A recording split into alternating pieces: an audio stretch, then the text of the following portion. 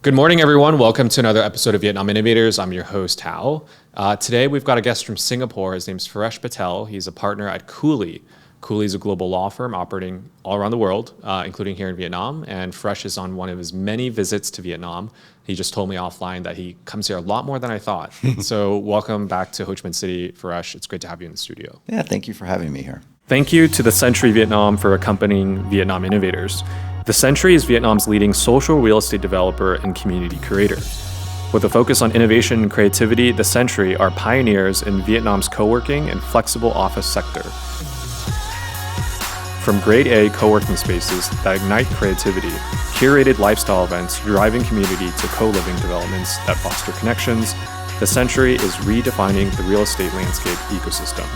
The Century, your business launchpad partner in Vietnam. Before we get started, we're going to have some rapid fire questions, some podcasts, the podcast questions, but I'd like for you to just introduce yourself to the audience first. Absolutely. So I'm Ferish Patel, managing partner of Cooley's office in Singapore. I'm a lawyer by trade, and how I relate to the startup ecosystem and the tech ecosystem is that my own individual practice, I'm a strategic advisor to founders, companies, boards on really all activities across the life cycle of a business. Yeah. It could be everything from private capital raises, from early stage fundraisers to late stage fundraisers, companies going public, to also strategic matters. Things like board governance related issues, transition management, succession planning, and even frankly, emergency type situations like, hey, cybersecurity, we've had a data breach. What do we need to do? What regulators do we need to notify? So I've been in Asia for a long time, 15 years, practicing across India, Hong Kong, Singapore, covering all sorts of markets, including Vietnam. And so excited to be here again. Okay. Well, thank you for that intro. And guys, he's got tons of insights about startups, technology companies, even bigger ones too, of course. So if you have them, drop them in the comments and he'll check them out. All right, Ferish, we're going to start with some rapid fire questions. There's no right or wrong answer. Keep your answers really short. They're all meant for short form videos. You are talking to a lawyer, so we can't have short answers. Fair enough. All right, let's get started. So first question for you, Ferish. What brought you to Asia? I had a business plan. I was in New York a long time ago, and had a long-standing interest in wanting to do more work in Asia. A bit of entrepreneurial spirit. Love it. Yeah. In a lawyer's way. That's right. What keeps you in Asia after 15 years of being here? The energy and the opportunity. It's the single greatest opportunity. And every day I continue to, including even on this visit to Ho Chi Minh, just come across great entrepreneurs that just are incredibly motivating day by day. What surprises you about this country, Vietnam? Not much, I got to be honest with you. Look, I've worked across all of Southeast. There are very few markets. We obviously don't do North Korea. Russia these days is hard for international firms to work with. But having worked across so many different markets, everything from MENA to Australia to the US, Africa, North Africa, Europe, what I find is that there are a lot of commonalities, especially for what we do as a firm and what I do individually or in my own practice, which is you're working with incredible entrepreneurs. And so, every market has its own unique qualities, but there's very little that surprises me, in a negative way. You had to explain to a stranger what Cooley does. How would you do it? Since this is rapid fire, we are advisors and supporters to elite entrepreneurs and their capital partners and other parties that support them. And we help them in our own respective humble way scale as quickly as they possibly can. We try to get the noise out of the way. What's a deal that you've made that you're the most proud of in your career? I'm going to give you a lawyer answer, and so I apologize about this rather than highlight any one specific one, which is that what I've enjoyed the most, especially the last 15 plus years since coming out to Asia, which has been working with dynamic founders. In particular, my practice is veered more towards representing founders, and obviously their companies and their teams at every stage of the way, whether it's been an exit to a strategic, going public, raising a few $1 million, whatever it may be. And it's the joy of being able to celebrate as part of a team. And that's very exhilarating. Last question for you, Ferish, before we get into it. On a Sunday at 10 a.m., what would you be doing and where would you be? Okay. If I'm not hanging out with my kids or family, usually at the gym.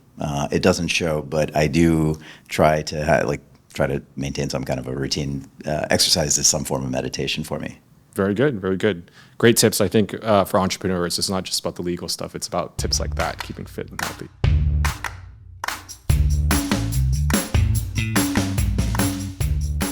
All right, Ferish. So thank you for those rapid fire questions. Sure.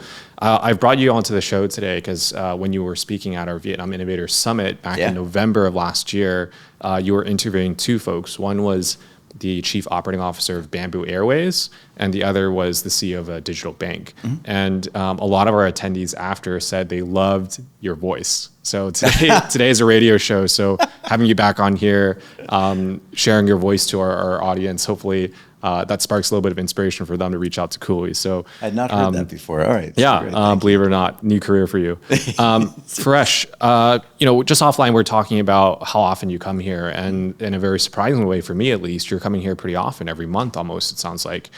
So my question for you is, what's bringing you back to Vietnam these days, and how does that paint a bigger picture about what's going on in this ecosystem? Yeah. Cooley, we're an international law firm focused on helping entrepreneurs. And so between myself and almost 400 partners, there's someone here almost once a month. And here, of course, it's a big country, 100 million people, big cities.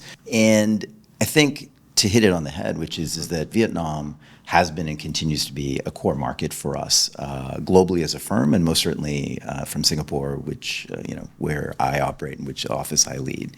And so we continue to be impressed by the entrepreneurial talent here, the capital seeking that talent, and and all the opportunities that arise from that, and our ability to be supportive and helpful in markets in a country like Vietnam is fantastic. And so we plan to continue to keep coming here as often as we can. Okay.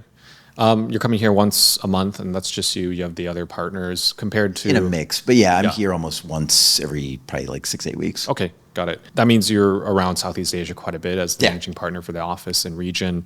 How does this place compare to these other markets in the region? You mentioned before, a lot of places are similar, and you have the privilege of working with a lot of these elite startup founders or even mature companies. But what are those differences that you could pinpoint if you had to share a couple?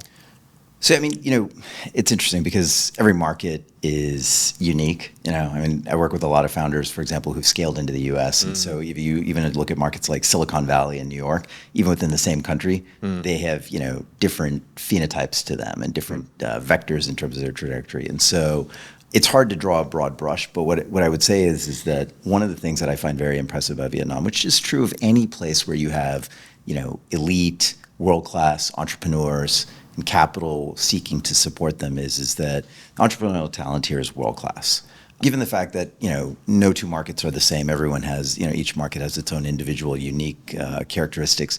What I would say is that similarities I see in Vietnam, frankly, not just Southeast Asia, but frankly, anywhere in the world where you have great ecosystems of tech and non-tech consumer founders, is that one, incredible entrepreneurial talent, as well as the fact that entrepreneurial talent has global ambitions. The number of companies that I've been advising and mentoring and working with, not just entrepreneurs, but kind of the ecosystem, if you will, since maybe 2016, 2015, and the number of companies that I've come across where, of course, Vietnam itself, 100 million people, fast-growing GDP, an economy. There's great opportunities domestically, but the number of companies that I've come across where their ambitions are regional, definitely across ASEAN, but then frankly even global. Like you look at great SaaS enterprise companies that have scaled from here abroad. I think that's another key characteristic, which frankly puts entrepreneurs here on par with any other major hub that we've operated or that I've encountered, including the U.S. And another one that I find interesting is that Vietnam is a draw for entrepreneurs from other parts of the world. The number of founders and companies that, including even from our panel, if you recall, like the CEO of the fintech company was Polish. Was from abroad. And these aren't fingertips of one hand or two hands. I see this in the dozens. Let's talk about that a little bit more, because let's taking the region, for example. The only other country I would say has something similar is maybe Singapore in Southeast Asia, at least. Yeah, that's right. And if you go to a market like the Philippines or Indonesia, the number of entrepreneurs that are actually from those countries too is usually quite higher. And even taking outside the entrepreneurial box a little bit, let's go to Fortune 500 companies. If I were to do a survey in Vietnam, how many are managed by Vietnamese versus international? It's about split 50-50. That's interesting. So something like that. I don't have an exact number, but that's my estimation. But if you go to somewhere like Indonesia, it's probably like 95% Indonesian, similar to India, actually. Interesting. And I think that's just because of sheer population. I think Vietnam, it's big, but it's not that big. Yeah. I would go to events and, I'm pretty sure someone like you would know, but some people at global events, I would ask them how many people you think are living in Vietnam today. They'd say anywhere from 5 all the way to 100 million. Someone that said 5 million, they're really underestimating the total Vietnam. population of the country. Okay, wow. When someone said 5, I was like, geez, where are you coming from? Are you reading the news? Or Had they been to Vietnam? No, they've never been. Okay, So they're like very curious. So, Vietnam, you're like the first person from Vietnam I've met. Really? Yeah. And going back to that point though, where entrepreneurs are coming from, Vietnam does have really big, rich talent, but the population is very young. Yeah. So I think maybe 5 to 10 years from now, will you see like a huge explosion of that group coming out. And in the meantime, people are seeing the opportunity here, so that's why they're coming. Yeah, 100%. I mean, there are a few points there worth unpackaging. One, which is that you're correct. We read about this all across Southeast Asia. Frankly, really all of Asia. You continue that into North Africa, MENA, which is these demographic dividends of the percentage of the population under the age of 20, under the age of 30, and you combine that with the internet and fast evolving technologies. So the opportunity set's amazing. And you're right. I think that with all due respect, there's so many great entrepreneurs, but you're going to continue to see more and more, and that's why we like coming in early to markets and helping support them. I think a second thing that's interesting is that you've probably heard the term sea turtles, right? And so I think I recently read a stat as I was just prepping for this, which is that the percentage or the number of sea turtles that return, number of Vietnamese who've gone abroad, been educated abroad or worked abroad and coming back, mirrors something I had seen and have continued to see in markets like India for the better part of the last 10, 15 years, where you see this amazing entrepreneurial talent coming back. Third, you're absolutely correct. The number of founders, there was an event within the last 6 months that I went to where it was kind of like a startup launch event. And almost every single one of the entrepreneurs was from abroad, lives in Vietnam now. This is home for them. There's a fourth point that was interesting, which is that, we were talking a little bit offline about, misconceptions about Vietnam. I think one of them is that people actually don't grasp the size of the market. 5 million, if that's the size of it, that's Singapore. Right. It's a huge market. It's a huge place and a lot to be done. My next couple questions, I'm looking at the list that we drafted here from the team. You mentioned you work with elite entrepreneurs, and that means your deal flow must be insane in a good way. Like you're meeting the top entrepreneurs, top companies all around the world. And so my question for you is from a Vietnamese point of view, out of the entrepreneurs you have the privilege of meeting, what kind of industries are they representing? What kind of technologies are they building? Or maybe it's not even technology, maybe it's something else. Maybe you can highlight some of those themes, especially for the investors that are listening on today's podcast. Yeah, absolutely. So as a firm, we focus on what's called the new economy. I mean, there's different ways of rubricizing this, but one way you could say is we're venture capital, or you could say we're technology. Really, it's kind of anything that's high growth, fast, innovative, and that could be anything from a B2C business to something related to AI, or back when crypto was what we would talk about, probably a couple of years ago, SaaS enterprise, fintech, biotech as well, and even frankly on the consumer side as well, right? So that's a broad swath. Yep. So sectors that I have been, again, there's no shortage of businesses doing broad-based consumer-facing businesses, and you have a lot of the regional players like Grab, others who are here. I think things that I have found very intriguing are businesses like edutech, again with global ambitions, obviously applications to Vietnam, but frankly, anywhere in the world. Fintech, seen the same.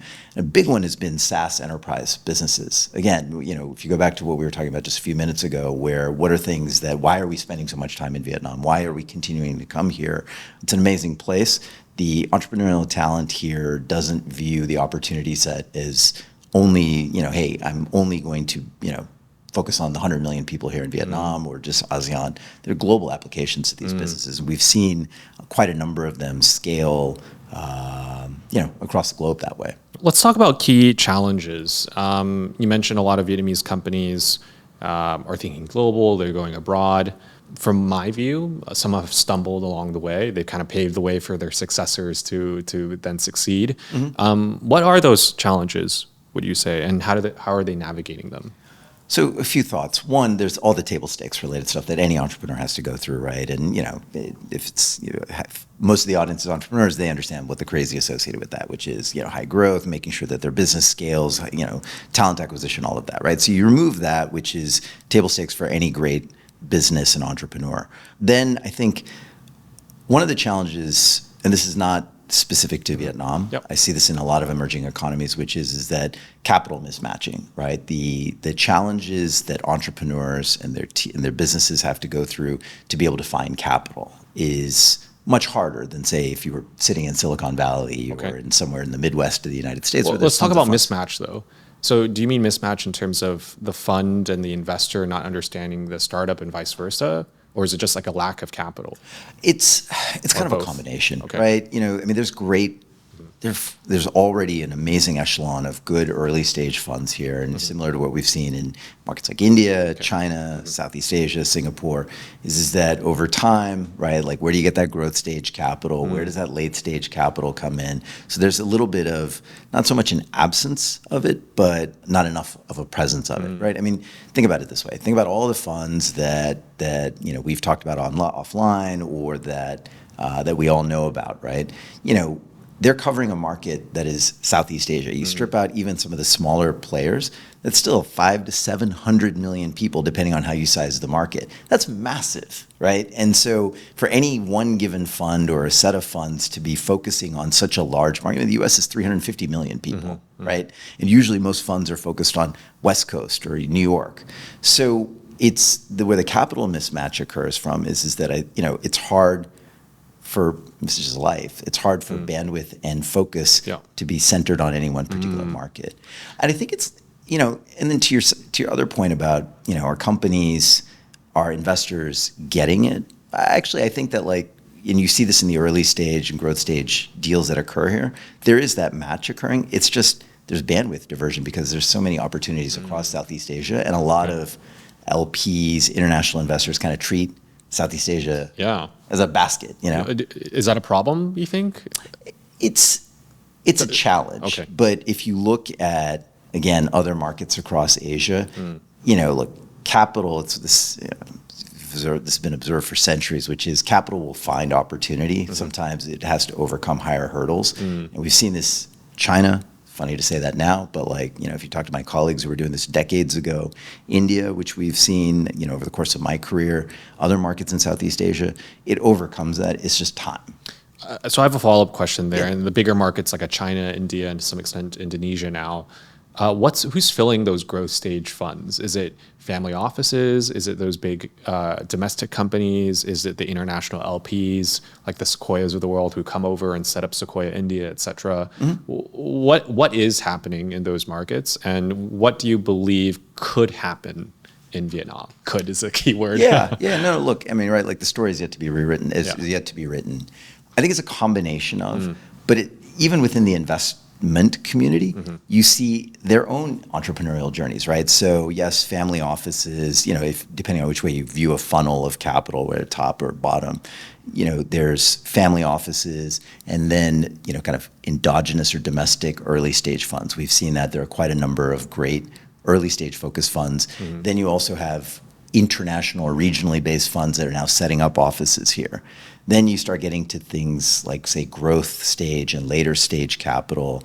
It's oftentimes international GPs that either have regional offices focused on the market. And then frankly, to that point about the entrepreneurial journey of investors themselves, you see great investors who see such an incredible opportunity in markets like Vietnam, and where the story could go is that they'll raise their own growth stage or late stage focused funds for this market. And that's what we've seen in Indonesia, we've seen it in India, we've seen it definitely in China, and quite a number of other markets as well.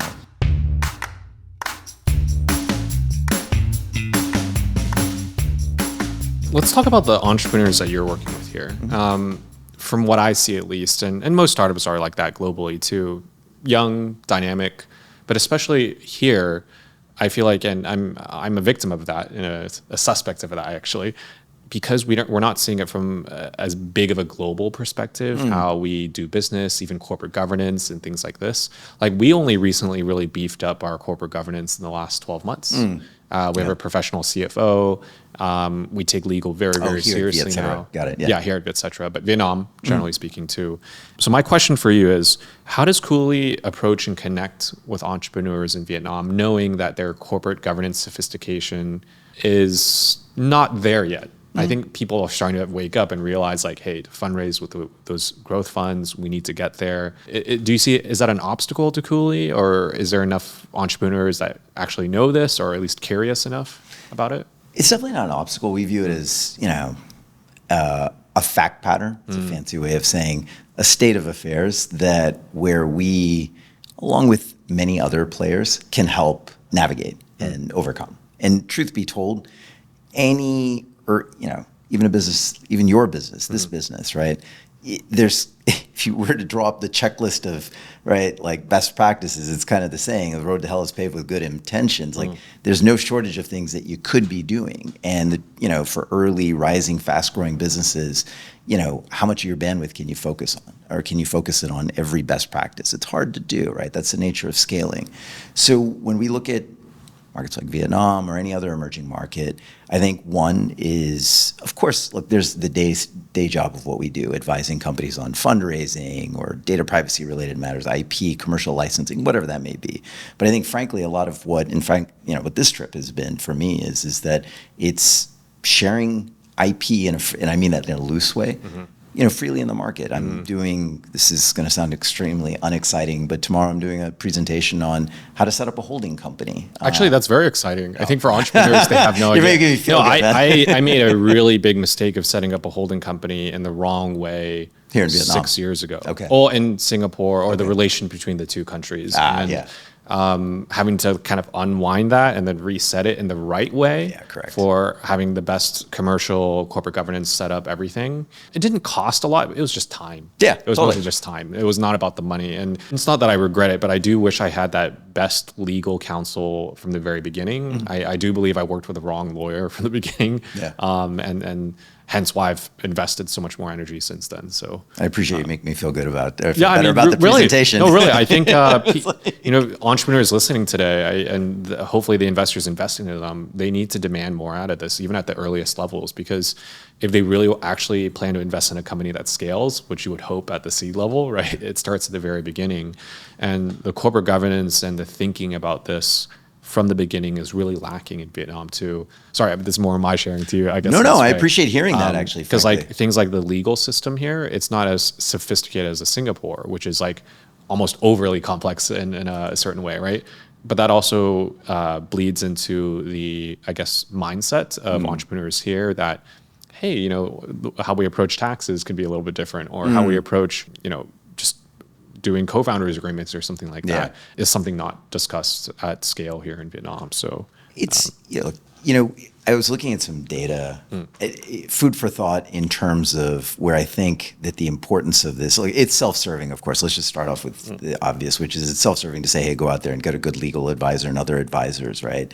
But even discount that. To your question, a lot of what we're spending time here, and not just myself, a lot of my partners are doing as well, which is that, it's like what I say, free IP, it's educating the market, right? And it's kind of putting resources out there, making ourselves available, really. Like people ping me all the time with like questions, and my partners and colleagues with questions about, hey, proper corporate governance or equity incentivization. And you'd be surprised how much we put, and other great firms do, like put things out there like free. Like, we've talked about Cooley Go in terms of like fundraising related data. We have an entire practice portal on data privacy, and now in terms of alternative data, and no shortage of resources. And we're trying to put that out there to help overcome the gap, which would occur anywhere for, founders, entrepreneurs, startup ecosystem to just, to grow that way. So it's, again, to your question, do we view that as a rate limiting factor to us participating here? No, we actually view it as part of like what our job is to help, empower the market here. What's some misconceptions about the Vietnamese ecosystem? Well, and let's answer in two ways. So one is, before you started doing business here as a partner at Cooley, however many years that was ago? And the second part of that question is from your current clients, what are their misconceptions when they think about, oh, hey, Ferish, we need to set up a legal framework because we're launching in Vietnam. Like, could you advise us? And what questions do they have? What misconceptions do they have? So let's start with you at a personal level many years back, and then today with companies. It was actually not really appreciating like what the market was, size, TAM, opportunity, where were the growth areas. Frankly, like probably the first time I came here, I don't know, let's say within the last 10 years, maybe 8-10 years ago, probably didn't really know what the core drivers of the economy were. You know, everyone has historical reference points, but I really didn't understand, and it wasn't until you come see it for the first time and you're like, wow, this is amazing, right? And then you study it a little bit more, dissect it, understand, read up. So it was in many ways a little bit of what you were describing. That person, the person or people, wherever it was like, hey, it's like 4 million people or 5 million people, right? So it was misconceptions about what the actual size of the market and the opportunity set was. Is there enough content out there about Vietnam in your opinion? At the time, no. How about today? It's available, but you have to go track it down. You know what I mean? And it's not front of mind. If you look at other markets that definitely, in the emerging developing market rubric, there's a lot of stuff out there that, you could pick another country or another market or another town, another region, and people can start rattling off stats or names. It's a little bit harder, but it's out there. Yeah, I was just watching a documentary last night about BRICS. Brazil, Russia, India, China, and South Africa. And I'm looking at the group of countries, and the whole documentary, by the way, was about how this organization wants to invite more countries into this. Like, I've been reading about this. And you would think like Vietnam, for instance, Philippines, and whoever else. And I was looking at the list, I was like, okay, India, China, for sure. I mean, they're massive, and that obviously makes sense. Russia, personally, perhaps not as much given the war at the moment, but still massive country. Brazil, a couple 100 million, I think, 250 million person population. So it's actually a lot bigger than people think. South Africa, that was a strange one in my opinion. I think 10 years ago it was very, very attractive, but it hasn't hit the heights perhaps that it had hoped, but still has huge potential just given the population size and its role in Africa. And I think, those 5 countries benefit from those organizations, but Vietnam is kind of clumped into this ASEAN. And what does ASEAN stand for? It's like all of Southeast Asia. And that's a double-edged sword, I guess, in a way. And totally. It's kind of like saying Asia, right? You know what I mean? It's almost like it's an all-encompassing, but it has a tendency to dilute the individual value of it, right? Because it becomes so large. Asia is over half the world's population. ASEAN, by the way, 700, 800 million. So it has to be quite intentional, it sounds like, to hunt down this content. It's out there. But not as obvious. And it goes it goes to a point that you said earlier, which is that look, like, how potentially could one way in terms of that capital mismatch be addressed? You already see now great regional funds that are focused on Southeast Asia. They're in that growth stage, early to growth stage segment.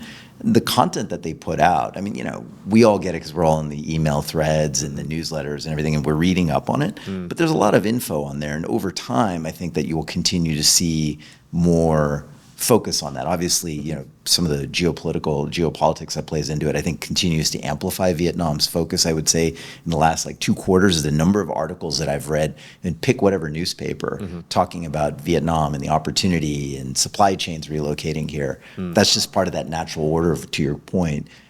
How does this potentially unfold is that I think organically there's a lot more awareness of, how big is Vietnam? Like, what are the opportunities here? And then through that, what's the great entrepreneurial talent that exists here? So the second part of my question, moving to that, would be what misconceptions your clients might have. So is it a repeat of what you had 10 years ago? Is their understanding of the market entry a bit limited or perhaps just wrong? What's some of the recurring themes that you're seeing? I think it's 2 things, right? One, which is that it's a little bit of bandwidth diversion, oftentimes, and I guess it depends on which kind of what's frame of reference. A lot of clients are Vietnam based, and so for them, it's right. So I'm presuming you're asking about clients that are maybe say looking to expand into Vietnam, right? I think one of it is that it's a bit of bandwidth diversion, right? Like like you're looking at let's roll out into Southeast Asia, or let's expand into that. And each one of these is unique markets. I mean, you take any, take even Vietnam, between, Hanoi and Ho Chi Minh, like very different segments. In many ways, kind of how I was describing San Francisco and New York, right? Like, you can't just roll into San Francisco and then roll the same playbook out into New York if you were, doing tech investments or helping companies. So I think that's number one, which is that it's being able to have the time to focus on. And you've seen companies that have done it and they've done it well, but it's required a lot of heavy resource focus because, the same playbook. I mean, as obvious as it sounds, you'd be surprised how often this happens, that the same playbook, believe it or not, in Malaysia doesn't work in Vietnam, right? I mean, unique markets. And actually, I would just focus on that as like the biggest concern, because it's not so much of a lack of, hey, we're not interested. People get that it's a huge market. It's just oftentimes kind of, hey, let's do Southeast Asia all in one go. Okay. And that's hard to do. Let's take the flip side too. So Vietnamese companies going global. This is a huge trend. I remember when we started Vietcetera 7 years ago, it was mostly manufacturing and outsourcing, services based, commodities based, trade, but it's also become like brands. So for example, 7 years ago, one of my favorite brands, I'll do a little shout out, Maru Chocolate.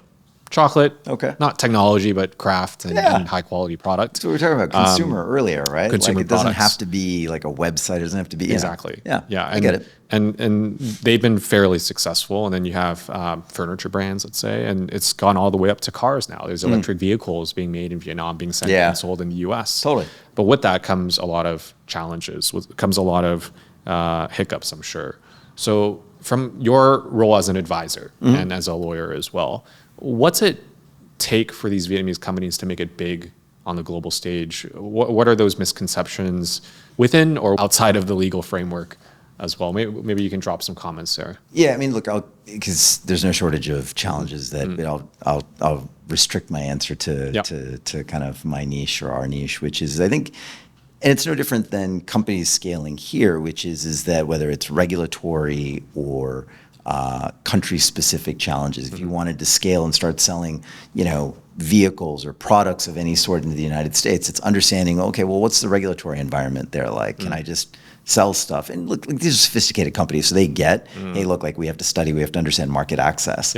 But understanding, say, for example, that, hey, getting the right set of advisors, people who are actually like competent in, doing this, have had experience with it. Sometimes I've found that there's a hesitance to want to not arm up, but like to surround yourself by the right set of advisors to help you with or to help companies as they expand globally. And that can result no different than companies coming here into Vietnam or into other markets in ASEAN, which is that, again, sounds obvious. You'd be surprised how often it happens where, okay, hey, we didn't realize that this regulator takes it this way or, or views it this way. And so now we have challenges associated with building that manufacturing plant or selling our product into this market.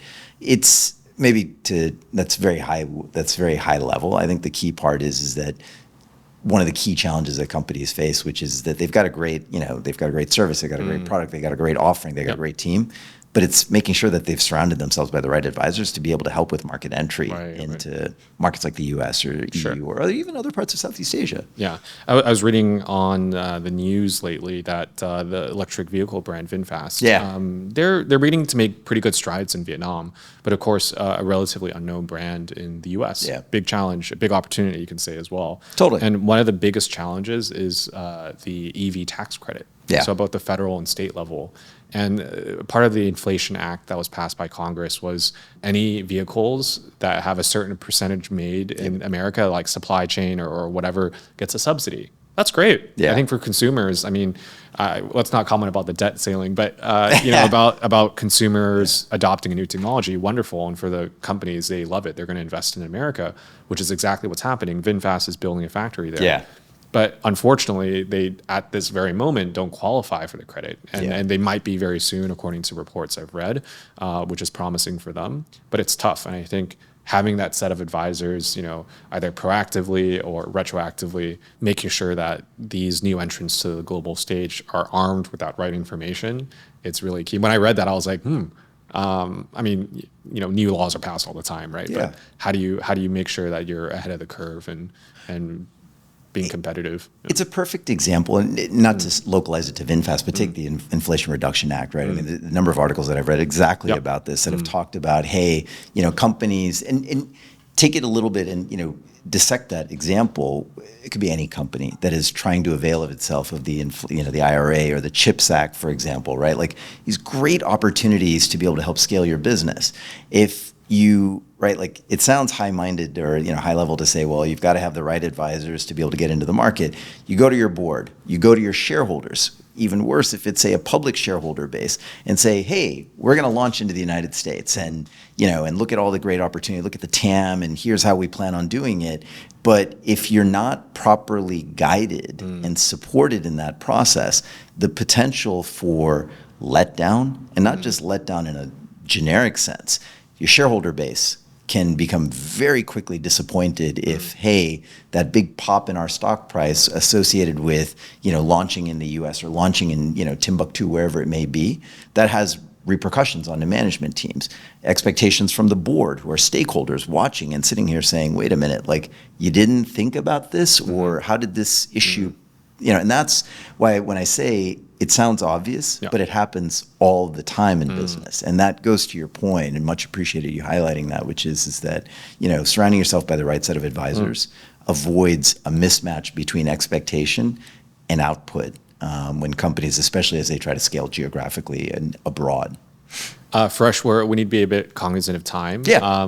It's always a challenge. I get paid by the minute, so I go long. By the way, if you're listening to this podcast and have a lot of follow-up questions, and there's a lot of topics we haven't covered, including M&A, deal-making, investment. We host a lot of offline roundtables, and Cooley is joining us for one right after this podcast, actually. If you're interested in these kind of topics, just drop your information in the comments below. We have a forum where you can sign up for future events hosted by Cooley and other companies. We can share more then. But what I want to touch upon here is the topic of M&A I mentioned, and deal-making in general. There's a lot of chatter about how tons of excitement about Vietnamese companies, where they're going, the market potential, but we also have to think about the outcomes. And in the startup world is a few. You can fail, you can become a great cash flowing business, M&A, merger and acquisition, or IPO. And out of all those sets, failure is not an option for your clients, hopefully. Yeah. The second one is cash flow, depends on the nature, but if it's venture-based, probably not on the table. And then it leaves you with the other two, M&A and IPO. Yeah. So my question is, how often do you think Vietnamese companies are thinking about those outcomes? And are they realistic compared to the other markets that you're in, like Singapore and whatnot? I'd love for you to maybe just comment on that high level. Are your clients thinking about that? Are they thinking about it reactively or proactively? Specific to M&A? Yeah, M&A. Or even the other outcomes, but let's start with that. So it's an interesting question, right? So I think almost any company that has raised private capital from institutions faces that question, obviously not from day one, but smart capital will ask the question, what do you envision the exit plan for this business to be? Does it get sold to a strategic one day? Is it go public, right? And in the early days, no one's going to hold the founders and their team to that answer, but over time that question needs to continue to be teased out, which is that, how much longer is funding required? When does a business become profitable and just, cash flow, EBITDA positive, for example, or net income profitable? So I think it's always on the roadmap, just the question of how front and center on the mind is it? Yep. And obviously, the more, not surprisingly, the more capital you raise, the later in the business you get, the more those questions become acute, which is that develop a clear roadmap towards M&A. I think a little bit off piece from your question, but one thing that is I've been thinking about a little bit is that one of the things that I think companies, in terms of challenges, in terms of how companies can level up, and it's not just Vietnam, it can be anywhere, is that thinking about work streams like M&A, sure, okay, hey, our investors, our board are asking us every year as part of our annual, business strategic planning, exit outcomes, what are we thinking, what's the roadmap? But a lot of times what I see companies respectfully not do as well is treat it like a work stream, like any other project that you would do in your business, right? And regularly through the use of bringing on board advisors. It's really not an expensive proposition when you're doing the strategic planning aspects of it and thinking about it once a quarter. What are we doing for M&A prep? What should we be doing for M&A prep, for example, if that's the outcome, or if it's towards public capital markets, whatever it may be. Interesting. So very fascinating. I think me as an entrepreneur myself, I only really started thinking about that in the last 24 months, let's say. I've been doing this business for 7 years. And, I selfishly asked that for my own insight. But I know a lot of entrepreneurs everywhere listening to this podcast, but especially Vietnam, are perhaps not thinking about it enough or too soon. So thank you for sharing that, Ferish. I really appreciate it. Guys, if you enjoyed today's podcast, you can drop some comments below. You can reach out to Ferish. We'll include his LinkedIn on the description. Yeah, please. You can reach out to him. And of course, again, if you're interested in any of our offline events through the Vietnam Innovators series, you can drop your information in the form below. Ferish, thank you for sharing your insights, mostly legal and advisory side of things, of course, and those macro conditions. Always a pleasure to hear from experts like you. Good luck on your visit, but of course your next visit to Vietnam as well. And would love to have you back on the show in the near future. Thanks very much for having me. All right. See you guys. Thank you so much. Thank you.